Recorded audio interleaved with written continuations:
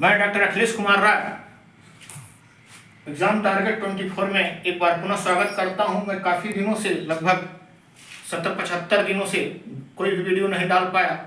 परीक्षा में व्यस्तता और पिताजी के ऑपरेशन से काफ़ी व्यस्त था, इसलिए ऐसा नहीं कर पाया।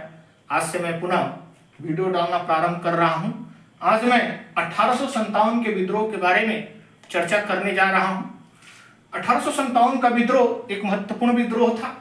जिस समय यह विद्रोह हुआ उस समय इंग्लैंड का प्रधानमंत्री कौन था? पूछता है कि इंग्लैंड का प्रधानमंत्री कौन था? तो पामर्स्टन थे। उस समय भारत का गवर्नर जनरल कौन था? तो लॉर्ड कैनिंग था। अगला प्रश्न करता है भारत का सम्राट उस समय कौन था? तो बहादुर शाह जफर थे।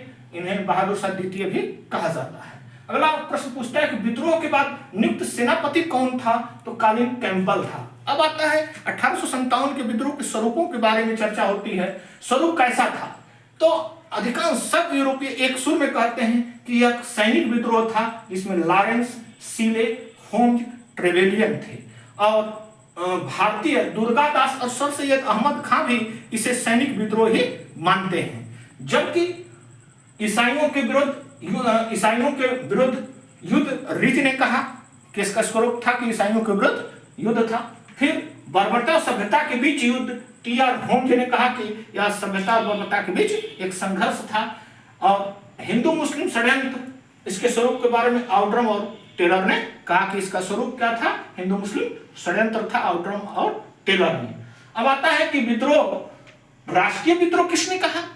तो एकमात्र यूरोपीय था बेंजामिन डिज़रायली, जो भविष्य में ब्रिटेन का प्रधानमंत्री बना था। उसने कहा कि यह एक कॉमन हाउस ऑफ कॉमन में 27 जुलाई 1857 को हाउस ऑफ कॉमन में डिज़रायली ने कहा था कि यह एक राष्ट्रीय विद्रोह था, न कि सिपाही विद्रोह। कहा सिपाहियों ने तो चालू किया तो ठीक है, लेकिन यह एक सुनियोजित और राष्ट्रीय विद्रोह था।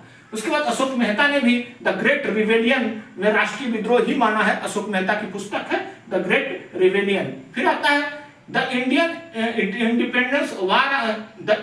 वार ऑफ इंडिपेंडेंस 1857 में बी.डी. सावरकर ने भी इसे सुनियोजित स्वतंत्रता संग्राम की संज्ञा दी। ठीक है।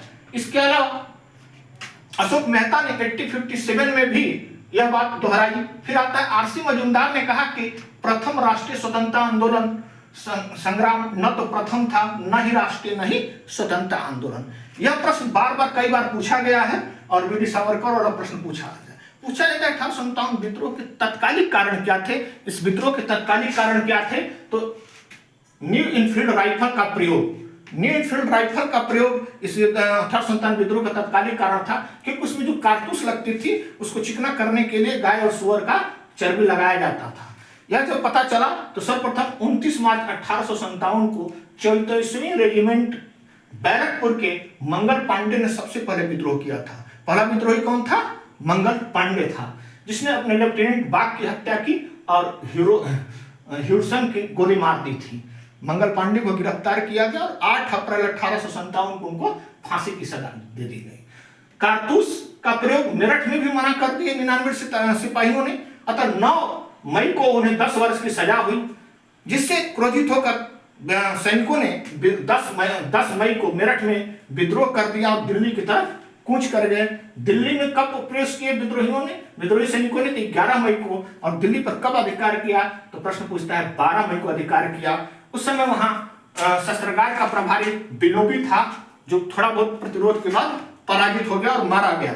उसके बाद आता है कि उसके बाद विद्रोहियों ने बहादुर शाह जफर को बादशाह घोषित किया और बख्त खां को सेना का नेतृत्व संभाल दिया।